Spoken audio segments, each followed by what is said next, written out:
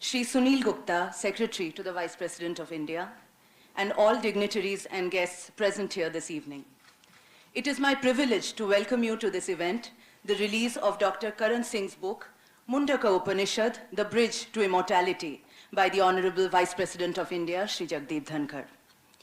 Swami Vivekananda once said, "The Upanishads are the great mine of strength. Therein lies strength enough to invigorate the whole world." Freedom, physical freedom, mental freedom, and spiritual freedom are the watchwords of the Upanishads. The Upanishads were composed several millennia ago, but they present a philosophy of life and human existence that is remarkably relevant to this day. As we mark 75 years of freedom, of independence, it is an apt opportunity to reconnect with the rich corpus of philosophical thought and spiritual experience that the Upanishads represent. I now request Shri Vikramaditya Singh, Trustee, J.K. Dharmarth Trust, to deliver the welcome address.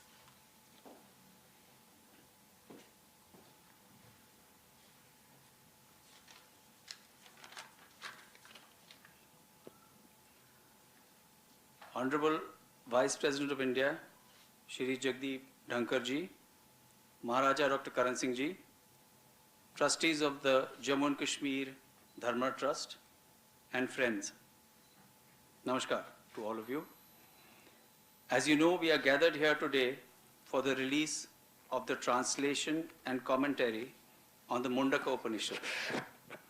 These priceless age-old manuscripts form part of a collection of the Ranveer Sanskrit Institute at Jammu. On behalf of the Jammu and Kashmir Dharma Trust, I would like to extend a warm welcome to all of you. This book has been brought to you by the Trust and was made possible by the tireless efforts of Maharaja Sahab and Pandit Kamal Kishore Sharma. It is published by Motilal Banarsi Das. The Trust was formed in 1846 by the founder of the princely state of Jammu and Kashmir, Maharaja Gulab Singh Ji. The main objective of the Trust was to safeguard our ancient Hindu shrines, temples, manuscripts, and in general, Sanatan Dharma. Despite operating in challenging environments, our Trust continues to fulfill these objectives to the best of our efforts. Once again, I welcome you all on this occasion. I would also like to take this opportunity to thank the Honorable Vice President for being kind enough to host this event at his residence. Namaskar.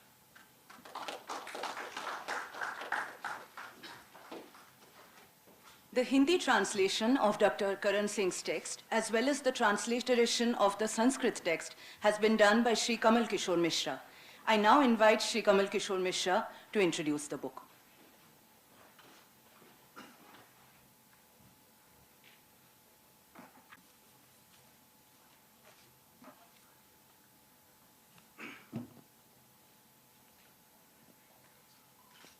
परम आदरणीय उपराष्ट्रपति महोदय जी, परम श्रद्धेय गुरुदेव Padma Vibhushan doctor Karan Singh ji तथा डोगरा राजवंश के माननीय परिजन, सम्माननीय देवियों और सज्जनों, बौद्धिक भौगोलिक दृष्टि से विराट जम्मू और कश्मीर आदि शंकराचार्य, अभिनव गुप्त, कल्हण जैसे मनीषियों की ज्ञान और कर्म भूमि रही है।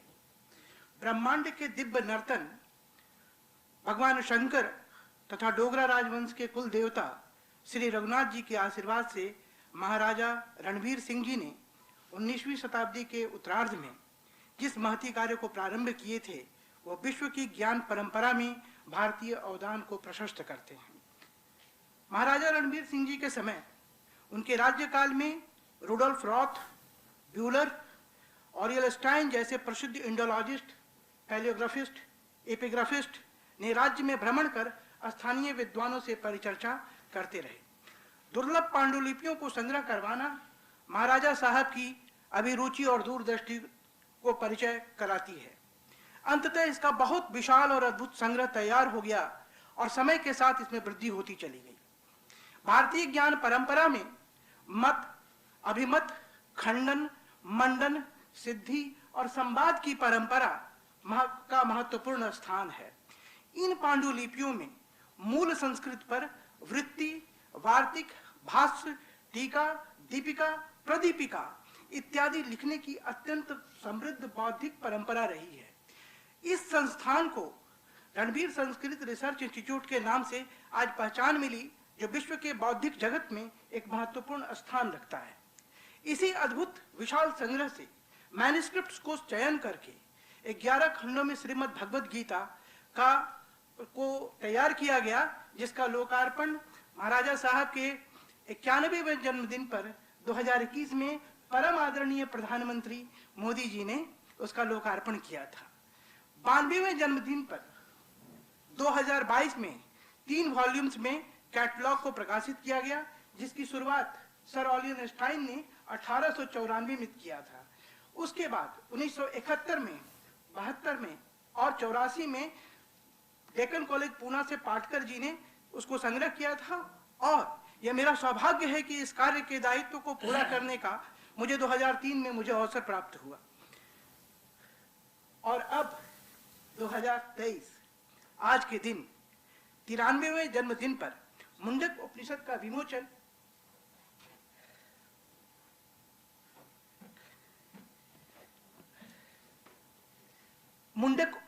का विमोचन माननीय उपराष्ट्रपति जी आपके कर कमलों से संपन्न हो रहा है। मुंडक हम सब के लिए ये परम सौभाग्य की बात है। मुंडक का अर्थ मुंडन या मस्तिष्क को अत्यधिक शक्ति प्रदान करने वाला है। इस पर विशेष प्रकाश माननीय डॉक्टर साहब से हम सभी थोड़ी देर में लाभान्वित होंगे। इसका महत्व इस तथ्य से प्रकाशित होता है कि हमारे भारतवर्ष का राष्ट्रीय आदर्श वाक्य इसी मुंडक उपनिषद के सर्वज्ञात मंत्र से है। सत्यमेव जयते नानृतम सत्येन पंथा विततो देवयान। यहाँ 6 पांडुलिपियों को संग्रहित किया गया है। आदि शंकराचार्य के भाष्य, कमेंट्री, भाष्य टिप्पण सेपरेट और नारायण पंडित की दीपिका को हमने यहाँ पर संग्रह किया है। अंग्रेजी ट्रांसलेशन और कमेंट्री अपने आप में एक चुनौतीपूर्ण कार्य है।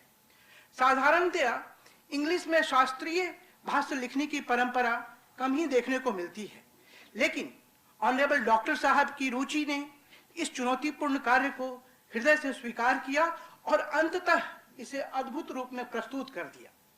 भारत की ज्ञान परंपरा, the highest thought of our country, civilization and Indian intellectual tradition is being brought out in this particular publications with the thought-provoking bhasya commentary by Honorable Dr. Sahab. उनकी साधना, उनका चिंतन, उनका अभिधान का यह परिचायक है।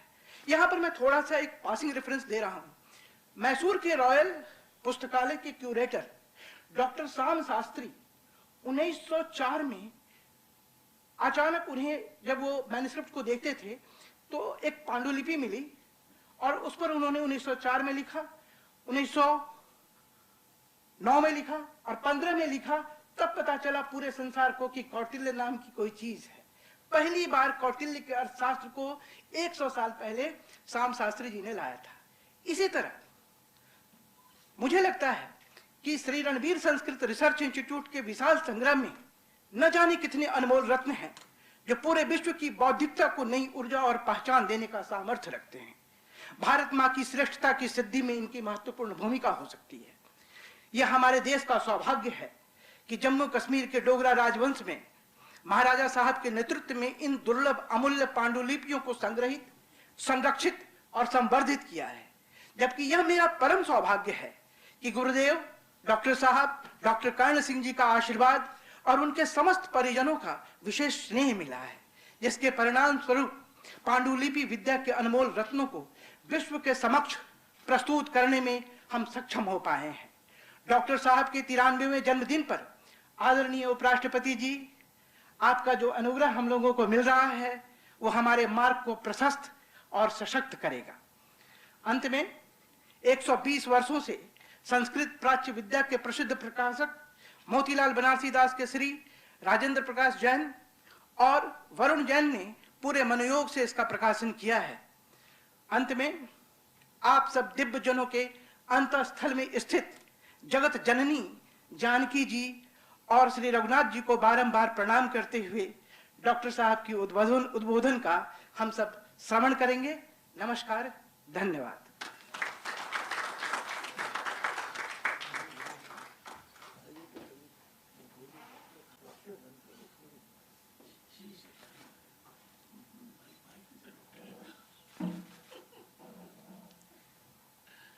Dr. Karan Singh needs no introduction.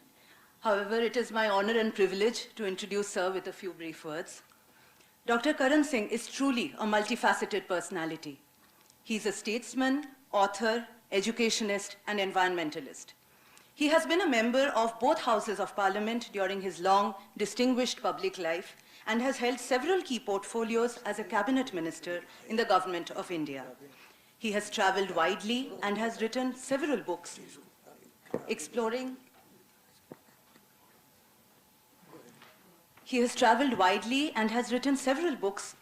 diverse themes and subjects. He was elected to the Rajya Sabha in the year 2000 and has served as the chairman of its ethics committee. Dr. Karan Singh has been associated with the Jammu and Kashmir University, the Jawaharlal Nehru University, and the Banaras Hindu University as their chancellor. He has also been a key driving force in promoting Indian culture abroad.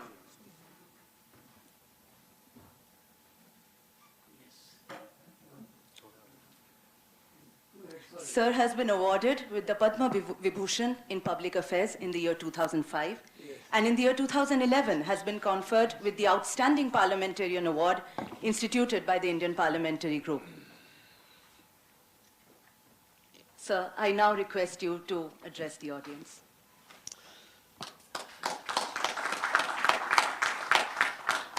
Om Bhadram Karnevi Shinuyam Deva Bhadram Pashyemakshabhiyajatra Sthirairangai Sushuvag Raskanu Bhivyashem Devahitam Yadayu Swastina Indro Vritashava Swastina Pusha Vishwaveda Swastina Staraksho Arishtanemi Swastino Brihaspati Dadhatu Om Shanti Shanti. Shri Jagdeep Dhankar, Mr. Secretary, and family and friends gathered in this very historic residence. I remember coming here way back when Dr. Radhakrishnan was Vice President. That would be back in 1950 when Rajan Babu became President and he became Vice President. And so many times after that, Dr. Zakir Hussain and others, great scholars, been there. And now my good friend Jagdeep Dhankar has been kind enough when the suggestion came that this book be released. He said, "Hamare ghar mein karna hai." Thank you very much for your hospitality. I think he deserves a round of applause. We live, friends, in an age of great turmoil and transition, when the old is collapsing and the new is struggling to be born. And we are caught between a disappearing past and an uncertain future. At a time like this, we go back to our Shastras, to our classics, not in order to go backwards in time. You can never go backwards in time. Whatever golden age they may or may not have been, that is past. Charayveti, the Vedas tell us to move forwards. But to see what inspiration we can get from these texts, which gives us the strength, the intelligence, and the confidence to move boldly into the future. And India has a huge array of sacred texts. Dhankardji, I don't think any religion in the world has the sheer corpus of texts in Sanskrit that we have. There are the Vedas, of course. I started with the Vedic verse. Then there are the Brahmanas, which are Karam Kand, and there are Aranyakas, and then there are the Upanishads. The Upanishads, to my mind, are the high watermark not only of Indian but of world philosophy. They are a series of dialogues. Please recall that the Indic religions are dialogic religions. Question-answer. That is why we have this tradition. You see, the Abrahamic religions are revealed religions. There's a text, it's revealed, there it is. You can't ask any questions. But here, for example, this very Mundaka Upanishad has a great question. Shaunaka, a great householder, goes and asks, you know what he asks Dhankari? Kasminu bhavo vigyate sarvamedam vigyate bhavati. What is that by knowing which everything becomes known?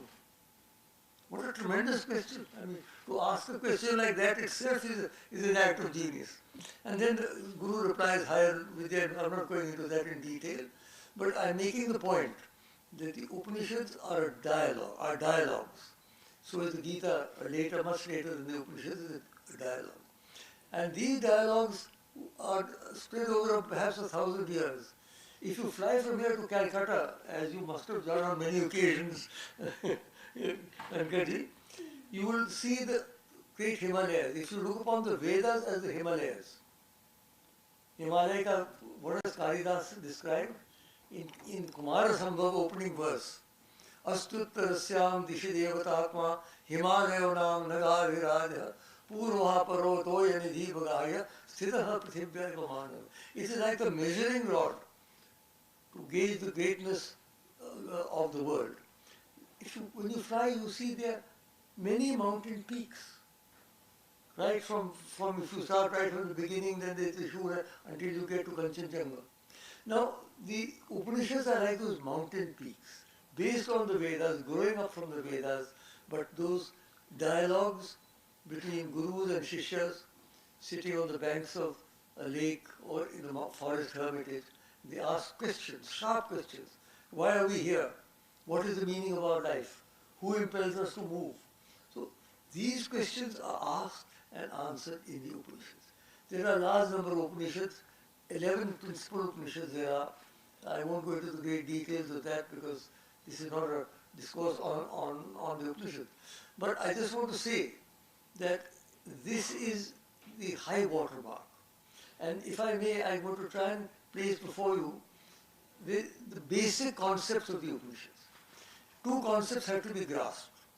The first is the concept of the all-pervasive Brahman. Everywhere, not only the speck of dust that we call planet Earth, but the billions and billions of galaxies in the unending universe around us are all permeated by, are all illuminated by the same divine force, known as the Brahman. Then the second major concept is the reflection or the spark, if you like, of that divine force in every human being, that is the Atman. So the Brahman, the all-pervasive Brahman, and the Atman within each human being, those are two basic concepts. And the whole point of our spiritual endeavor is to join these two. How do we join or rejoin the Atman with the Brahman? And what is the process of joining? Yoga. The word yoga comes from the same root as the English word yoke, to join. Yoga is to join. So the whole philosophy and technology of yoga is the joining of the two. Now, there are four main parts to join, as you are very well aware, Dhankard. The first is the Jnana Yoga, the way of the mind. The discrimination between the real and the unreal, Sata Sat Viveka. We not only see what is before us, we try and see what is behind it. Plato says that we are in a cave and all we see are shadows on the wall of the cave. We neither see the objects nor the light behind it. So trying to see what is the reality behind this constantly changing cosmos, because the world changes. Samsarati iti samsara. The definitions of samsara is that which changes. But what is the reality behind it? The Jnana Yoga is the way of reflection, of reading the text and trying to clarify the mind. Jnana Yoga. The second is the Bhakti Yoga. That is the way of the heart. Unless the heart opens in love and devotion and dedication to whatever form of the divine you choose, it won't work. You can't fire one engine. You need the emotions also. You have to fall in love with the divine. Unless there is love, unless your emotions are working, you are only working up in the head. It's not good enough. So the Bhakti Yoga, that is why we have such an array of gods and goddesses, and people are bewildered when they ask me, how do you have so many They are not different gods and goddesses. They are different forms of the same Brahman. I tell my Muslim friends, they ask me, इतनी देवी देवता, मैंने कहा आपके 99 नाम है अल्लाह के, वो 99 नाम मानते हैं, हम 99 रूप मानते हैं ब्रह्मन के, ये फर्क है. Some you can worship with a form, you can worship without a form. It can be a male, it can be a female, it can be Shiva, it can be Shakti, it can be Krishna. Any form that Krishna, Christ, is a very powerful form of meditation. So the Bhakti Yoga is the second yoga. The Jnana Yoga is the way of the mind, the Bhakti Yoga is the way of the heart. The Karma Yoga is the way of the arms. The Upanishads also stress, Kurvani liha karmani, jivhet shatam samaha, evam tvaina netetosi, na karma lipyate nare. Ishavasya, the second line is Karma Yoga. Because we all have to do something, we can't sit. We may have a cottage in Kashmir, but we can't sit there all the time. Because we've got to get back into Delhi. Delhi pulls you back. Once you're in Delhi, you can never leave Delhi. So the thing is that you can have a cottage, but you can't live there. So the Karma Yoga, we've got to do something. Everybody has got to do something. Everybody in this room is either a lawyer or a journalist or a thinker or a writer or something. You've got to do something. Now, Gita gives us a very good key to Karma Yoga. Yata pravritti bhutanam yen sarvamidam tatam swakarmana tamabhyarta siddhim binditi manam. That force which permeates the entire universe, by worshipping that through your work, man meets towards perfection. Not every yoga is Karma Yoga. दुष्ट कर्म करो तो दो योग नहीं है. Karma is yoga, work dedicated to the divine. And that is the mantra. Once you dedicate everything to the divine, then you know you can't do anything wrong. Because the moment you do anything wrong, you say, how can I dedicate this to Lord Shiva? मैं शिव जी का भक्त हूँ, यत यत कर्म करो मैं तत् तत् अखिलम Shambho तवाराधन. So if I have to do anything, I got to think, मैं गलत तो नहीं कर रहा, how can I put this before Shiva? So Karma Yoga is action, daksha, shuchir daksha. It should be efficient, it should be effective, and it should be dedicated to the divine. So Jnana Yoga, Bhakti Yoga, Karma Yoga, Raja Yoga, the way of the breath. The breath is the most important thing, Dhanakhad. When we are born, we start breathing, and we breathe literally until our last breath. But do we ever look at our breath? Do we ever consider our breath? Have you ever sat quietly and just watch yourself breathe? Or do we just breathe? Everybody breathes, you know, big bhadri in breathing. Question, how do you breathe? Do you look into yourself when you are breathing? Do you do some mudras? What do you do when you breathe? So the breath itself can become a powerful engine for salvation and for joining the Atman and the Brahman. There are Raja Yoga is a huge science. There is the science of the Kundalini Shakti within us. I can't even begin to go into all of that. But suffice to say that within our own body there are powers, there are capacities which if we develop can take us to a higher consciousness. So these four yogas, the Jnana Yoga, the Bhakti Yoga, the Karma Yoga and the Raj Yoga, between them constitute the methodology of joining the Atman and the Brahman. That said, there are 2 or 3 points extra I want to say, if I may, with your permission. Ekam sat vipraha bahuda vadanti. The truth is one, the wise call it by many names. That is why Hinduism is so the only religion in the world perhaps that accepts multiple paths to the divine. We don't say this is only the path you must go. If a Christian would come to me and say, I say, you be a good Christian, don't bother about becoming a Hindu. But use your religion to go upwards. So this Ekam Sat is a key concept of our civilization. We accept multiple paths to the divine. I can say my path is the best for me. But you don't follow my path, therefore I can blow you up or cut your throat. That is not acceptable. I mean, even in this world today, there are still fanatic religious people who try and force people into their own way, it doesn't work. It will not work in India. Hinduism is a pluralistic religion. India is a pluralistic country. Unless we accept multiple parts of the divine Dhankadi, how are we going to move? How are we going to run this society? We must never get into a situation of confrontation. We did it once and we paid the price. 1947. It was the great triumph of independence. What about the tragedy of partition? वो सब भूल गए. 1 crore people were uprooted from their houses. Lakhs of people were killed on both sides. What about that price we paid? So we must never fall into the trap of, we must remember again always the syncretic nature of our culture. You know, I'm doing, I don't know any of you are hearing it or not, I'm doing a program for Sansad TV. आप ही की TV है वो. आपको शायद बताया नहीं होगा उन्होंने, नहीं तो आप सुन लेते. I'm कर रहा हूँ मैं आजकल. I'm anchoring a program called Ekam Sat. It comes on Sansad TV. And we have presented all the great religions of India. People from those religions, I anchor them and they speak. In fact, we have a mini rabbi here. जैसे mini pandit है, ऐसे mini rabbi भी है. So mini rabbi कहता people didn't even know that there were Jews in India until your program. So what I'm trying to say is that we must strengthen the pluralistic nature of our society. So that is, the key is Ekam Sat Vipra Bhaudadam. The next point is Vasudeva Kutumbakam. You hear it all the time. Ayam Nija Paroveti Garanam Laguchetasam Udara Charitanam to Vasudeva Kutumbakam. This is mine, that is yours, is a small and narrow way of looking at reality.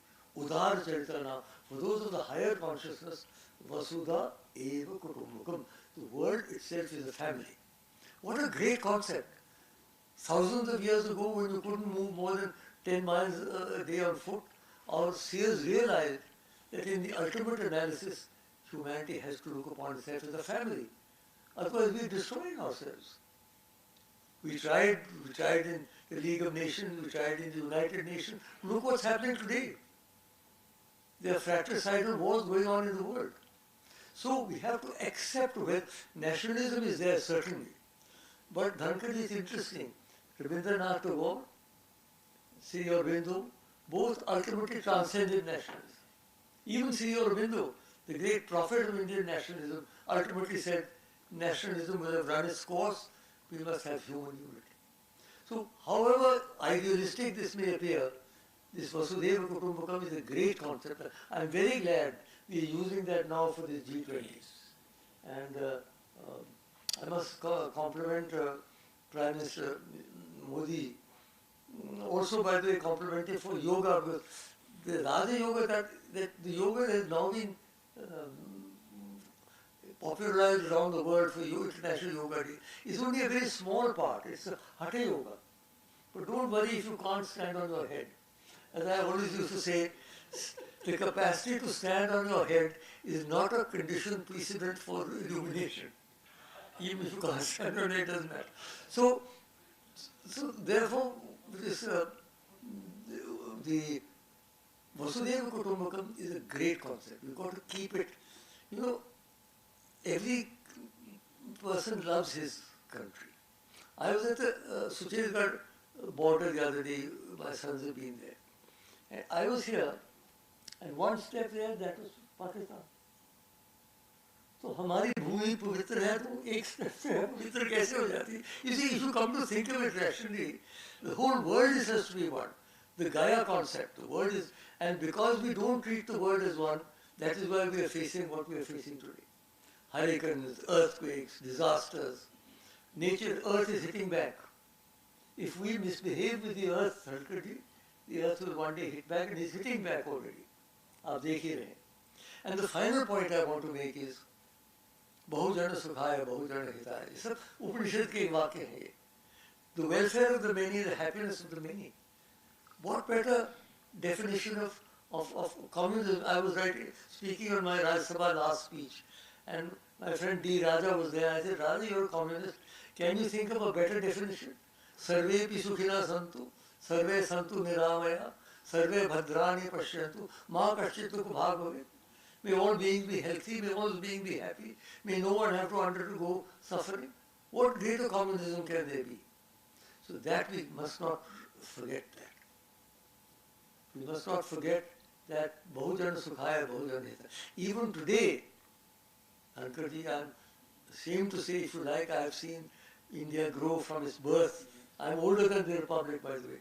So I have seen the Republic book. I am not impressed by 75 years. But I have seen from Jawaharlal Nehru to Narendra Bhai Modi, every Prime Minister has seen. Everybody has tried to remove poverty. Not yet. Crores of people, even today in India, shiver in the winter, drenched in the monsoon, sweat in the summer because they have nowhere to live. Crores of children in Dhankardji even today are malnourished and do not get enough inputs so that their bodies and minds are warped. Is it not a disgrace and a shame that after 75 years and all that everybody has done, every Prime Minister has done, we have not got there. So if we have to have a goal for 2000, for our centenary, it has to be the abolition of absolute poverty. I mean, it's incredible how people can live in those situations. So Bahujana Sukhaya, when Vivekananda founded the Ramakrishna Mission, he gave them one simple mantra: Atmana Mokshartham Jagat Hitaya. Work for the welfare of your soul, but also for the welfare of society. These concepts, I suggest, Dhankardji, if taken together, these Vedantic concepts, which are reflected in the Mundaka and other Upanishads, they give us an alternative viewpoint to the present highly combative and exploitative systems. An alternative worldview based upon happiness, based upon love, based upon non-violence, and based upon peace. So that, to my mind, Mr. Dhanakhad, Vice President, is a message of you. Thank you.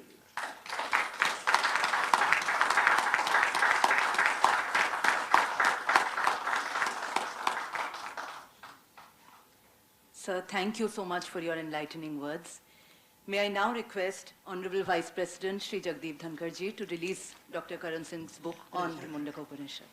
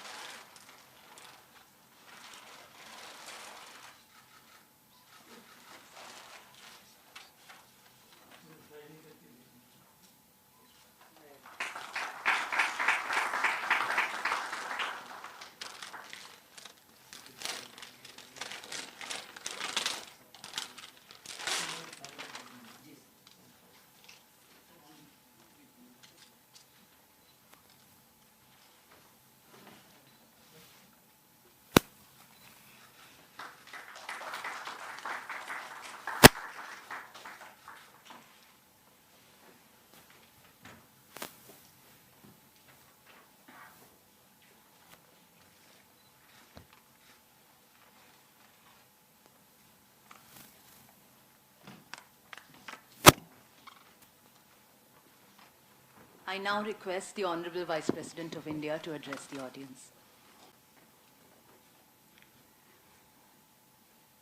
Very frankly, I do not possess the credentials to perform the duty I am doing at the moment. Ever since I became a member of Parliament in 1989, it was my dream come true when I came to interact physically, not virtually, with Dr. Saab at India International Center. Never ever thought in my life I will be so privileged, honored, to secure a moment ever to cherish that I'll be doing what I have done a while ago. Distinguished author, Padma Vibhushan, Dr. Karansingh, his family members, members of the trust, distinguished friends, and his admirers. Sri Sunil Kumar Gupta, Secretary to the Honorable Vice President of India. Friends, at the outset, I join you all and many more across the globe in wishing Dr. Karansingh a very happy birthday as he enters 93rd year. Dr. Singh enters 93rd year of an eventful life marked with sublimity, simplicity, disarming modesty, and captivating elegance. Dr. Singh is a shining example of how age is just a number. For a well-disciplined, thinking and vibrant mind with positivity ever being fulcrum of thought process, he has been infallible on this touchstone, always positive, emanating positive vibes. An extraordinary scholar who synergizes deep knowledge with enormous, huge personal experience of decades, that's more than my age. Born a prince, he relinquished the elitist image and adapted himself to a democratic order of which, to our good fortune, he remains a leading light. Friends, as Chairman Rajya Sabha,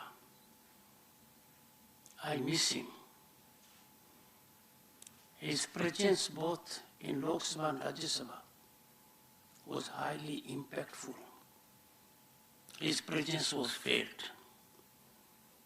When I had the great good fortune to dine with him at his residence, I conveyed to him, sir, I will feel your absence, and that will be very painful for me. And that will justify some of the transgressions which enormously talented people here, particularly Pawanji, may not easily approve. But a good lawyer is one, I claim to be one. We have a younger man here.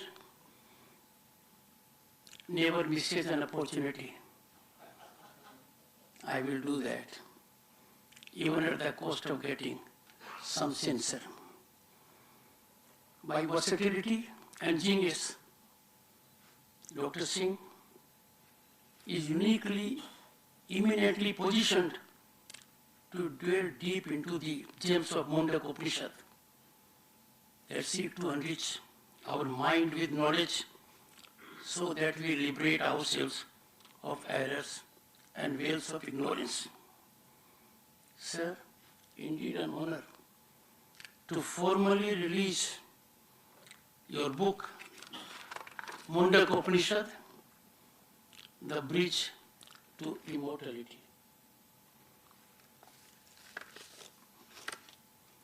I highly commend the book for wider circulation, dissemination, for welfare of humanity.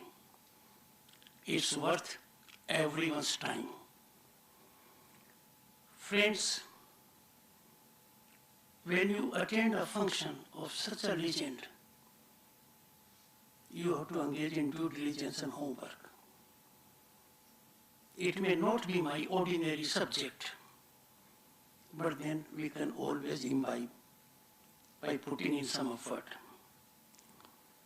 The lessons we draw from Upanishads are eternal, and finding as I do in my difficult position, I can reflect with firm conviction, contemporaneously relevant as never before.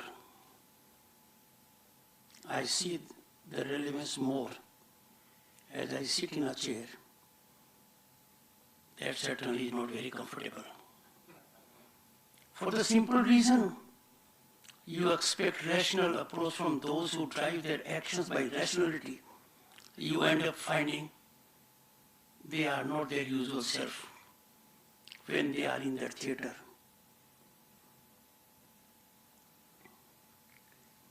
Upanishads take us to wholesome path of order, truth, and moral values. Mundak Upanishad is of particular significance to us. From one of its part mantra, we have taken Satyamev Jayate. The motto is written below the Ashoka emblem, which is our state emblem. Friends, it is my constitutional duty and honor to sit below the hallowed emblem as Vice President and Chairman of Rajya Sabha and be in the service of the nation. Without fear of contradiction and with deep conviction, I assert Dr. Singh, during his long, illustrious parliamentary career, exemplified constitutional virtuosity that calls for adulation and emulation. I commend every parliamentarian to reflect on the best parliamentarian of a particular year, to work in favor of the nation, ignoring partisan stance. Dr. Singh reflects the essence of our founding fathers of the Constitution. They evolved Constitution through dialogue, debate, discussion, and deliberation. Sir, you are aware, more than anyone else, Constituent Assembly members traversed highly contentious issues, divisive issues, including of language. And all they did without there being a single disturbance, single disruption. No one came to the well, and they gave us this great document, the Constitution. I had spoken of transgressions. It is justifiable. I am before a man who more than my age has set high example of public life behavior. Contemporary scenario in the temples of democracy today is worrisome. Disruption and no decorum is order of the day. I call upon people, in particular intelligentsia, media and youth, to generate mass awareness to contain this sliding of our parliamentary system. Time for such moment has come so that with pride, we become members of the largest democracy, mother of democracy on earth. It is for us to ensure that the world looks up to our parliament as most disciplined, articulate, and strongest legislative forum of debate.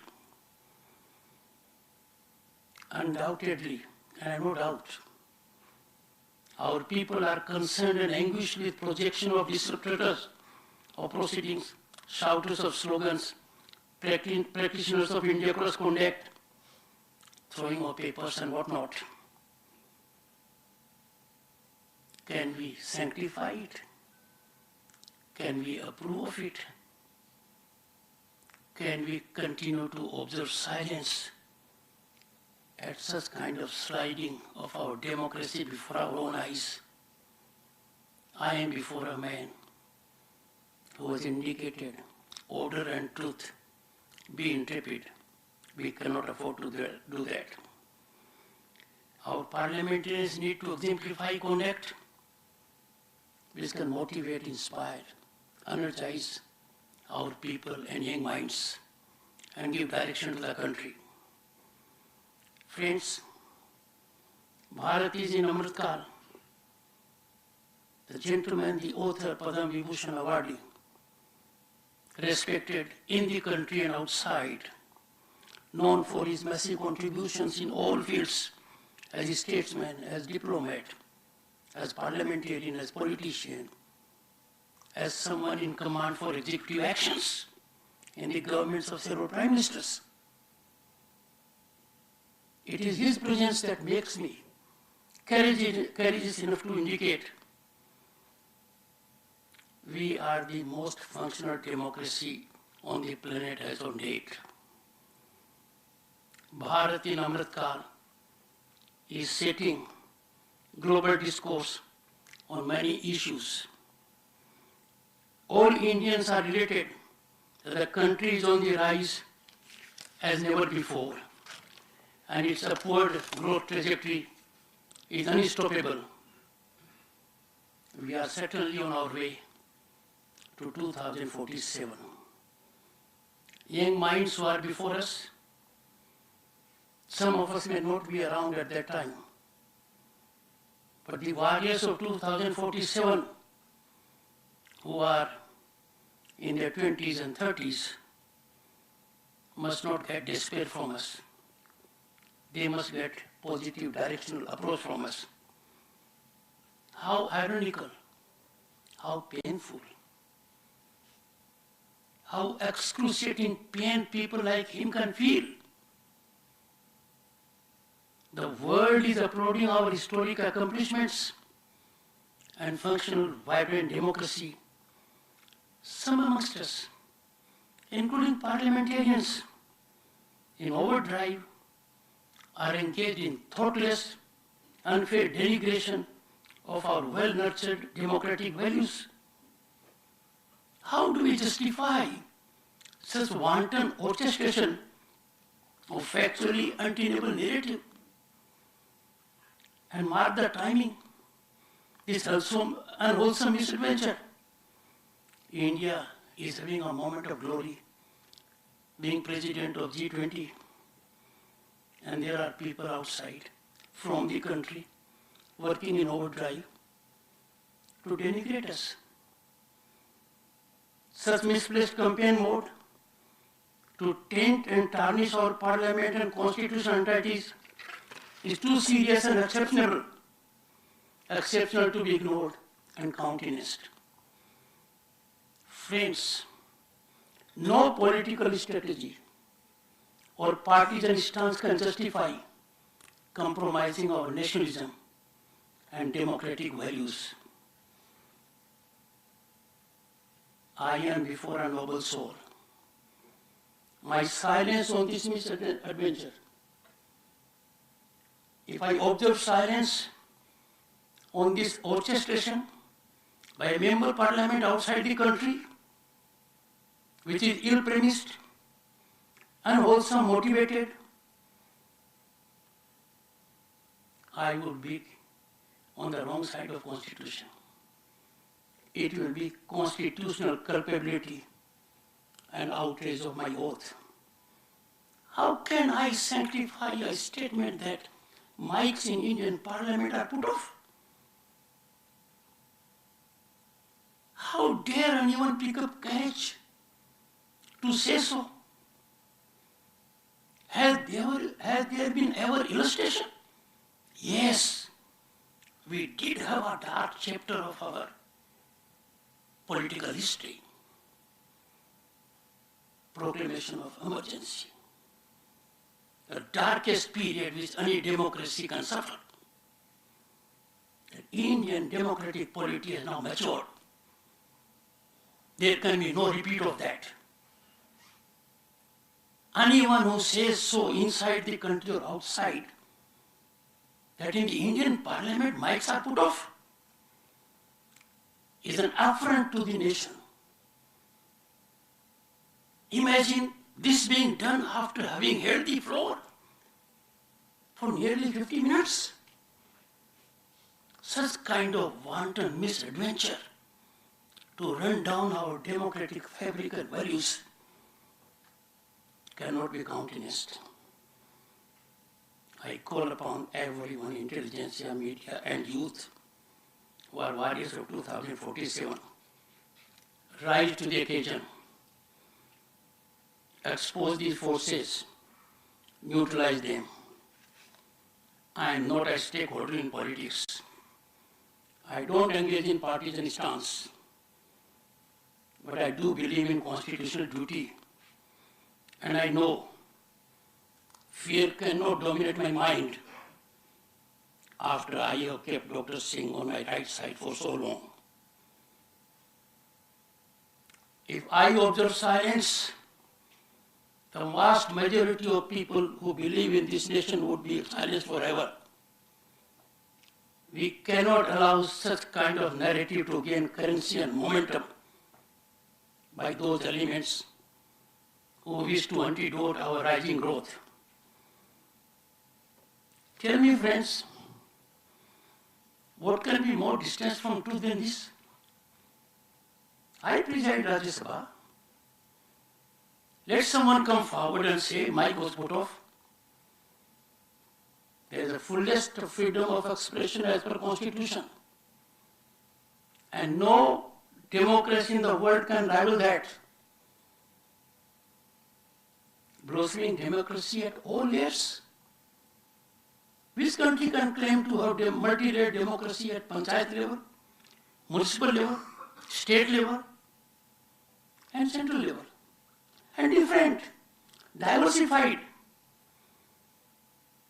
You run down our judiciary on a foreign soil. Where on the planet you have judiciary that acts with lightning speed? Not one number of instances. There may be issues which we have to iron out. But our judiciary is made with the most brilliant minds in the world. We have achieved justice with that kind of exposure. In democracy, there will always be issues in doctrine of separation of powers to be settled, resolved. But we, who are at the apex level of these institutions, cannot be complainants. We cannot hold out agreements. We have to find resolution. And that is why the kind of mental thinking that has been given, that your aim has to be what? To secure welfare of all. Friends, I said I'll be engaging in a brief translation.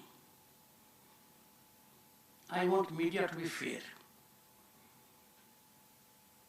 I will scale it down. Please don't be fair, but don't be unfair. I will go still a step down. Don't be so unfair that you set afloat untruths to run down a constitutional authority. Sir, you know the importance of committees. You have been part of many, both as a minister and otherwise. Every committee is serviced by staff. There will be 5-6 people. I got input from number of chairmen and members that Mr. Chairman, do something affirmatively so that we improve our productivity. So what I do, the human resource attached to the committee, I sharpen it. I put in research-oriented people. I put knowledgeable people so that they can help the committee members optimize their output, their performance. In the process, I appointed an IAS officer, an Indian Foreign Service officer, a man who has credentials of LLM, and a narrative is set afloat. First by a newspaper, then by channels. Bajar, chairman has appointed his own members to the committee. Now, would anyone, for heaven's sake, check it? Committee is of members of parliament. It is their exclusive domain. I am terribly upset and concerned. What our editors are doing. I have directed my office to get in touch with the editors of newspapers, to channel heads. Can you engage into such kind of narrative which is based on falsehood? And you don't care, you want to check up? Here is a man who is acting because chairman and members of the committee have come to me. They have indicated to me, iron out these things. I am doing it after multi-layered deliberative sessions. And suddenly every channel, a democrat, sir, is sought to be made out a despot. You have given me the courage to speak out my mind. I will not take more on this.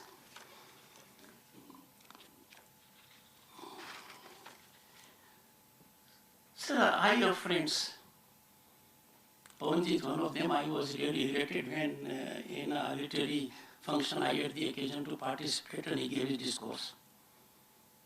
It was a moment of great pride for me when Dr. Saab in a virtual mode was there to give the discourse, and the entire cultural city of Kolkata was in high attention and every word which he spoke was impactful. But sir, where is the genius that doesn't come to my rescue? Where are those giants in the profession, journalism, in public life, who don't speak out? I need your support. I am sure this will come.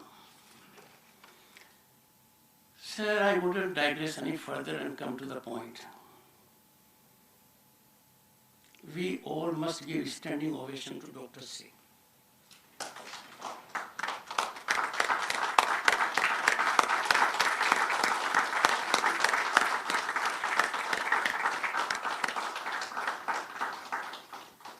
Sir, I am a selfish man.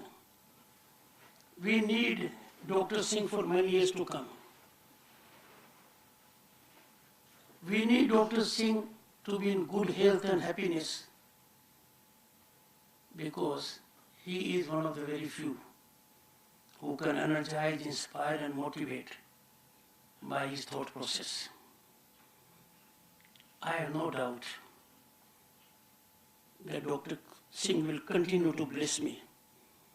He has been here while every vice president has been. I should be vacating this house in few months. I had sought a promise from him at his residence that when I enter those premises, the new Uprashtrapati Niwas, he will be there to bless me. And I know a man at his level is not required to articulate by words, but all that I have said before you, indicating my serious concerns, I can tell you, I am his Eklavya.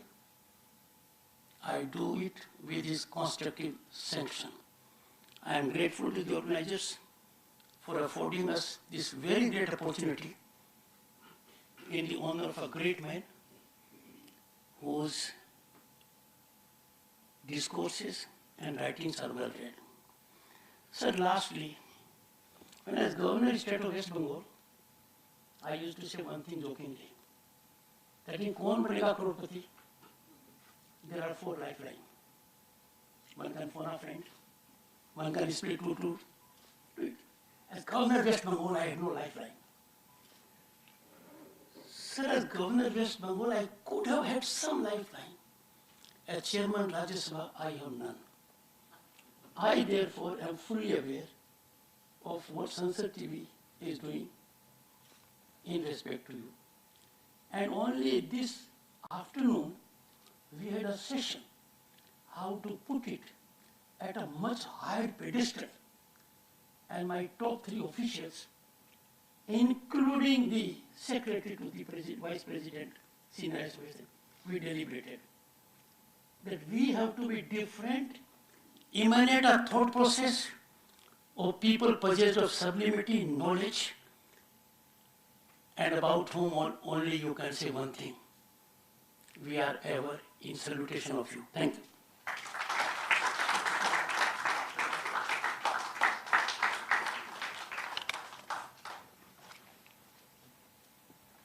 Trustee J.K. Dharmarth Trust to present the vote of thanks.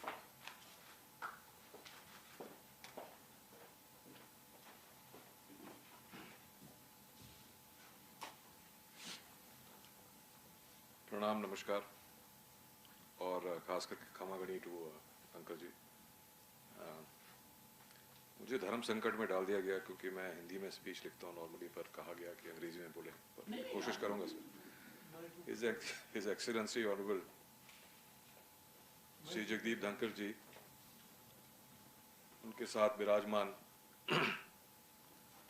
आदरयोग Maharaja doctor Karan Singh ji, उनके साथ विराजमान श्री सुनील गुप्ता जी, मैं खास करके doctor कमल मिश्रा जी को धन्यवाद देना चाहता हूं, जो इतनी कठिनाई, इतना समय लगा के इन्होंने एक किताब तो नहीं कहूँगा पर एक विरासत हमें दी गई है, जो कि अगले जैसे धनखड जी ने कहा कि अगली जो जनरेशन है उनके लिए एक ये विरासत है। श्री आर.पी. जैन, वरुण जैन जी, जिन्होंने बड़ा कष्ट करके ये काम किया, मैं आभार प्रकट करता हूँ and I'm grateful and indebted to His Excellency for giving us this opportunity to celebrate Maharaja Sahab's birthday and the book today. मैं समस्त परिवार धर्मठ ट्रस्ट के जो लोग हैं और आपका भी आभार प्रकट करता हूँ, और ख़ास करके जितने भी यहाँ पे हमारे मित्र और परिवारजन आए हैं कि इन्होंने समय निकाल के इस फंक्शन की शोभा बढ़ाई। मैं आभार प्रकट करता हूँ, I am extremely grateful to his excellency vice president staff and to the entire media, and I do hope, since I've been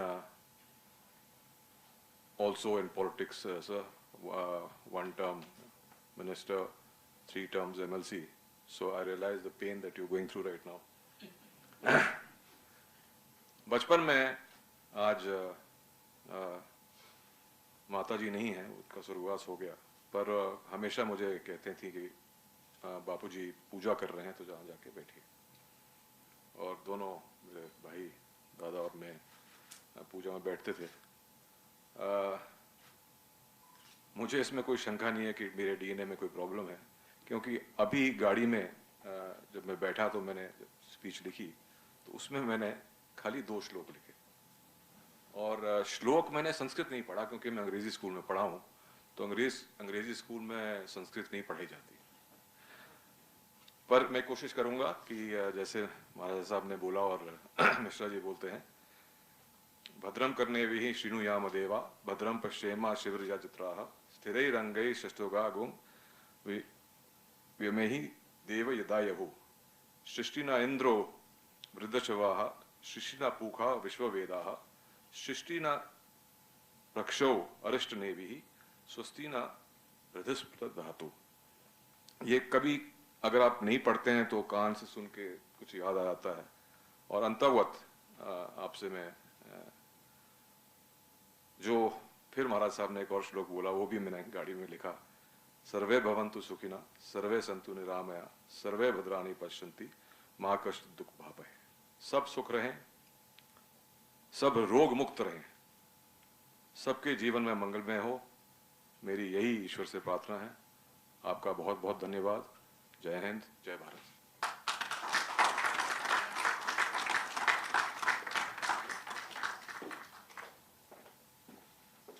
I request all present to please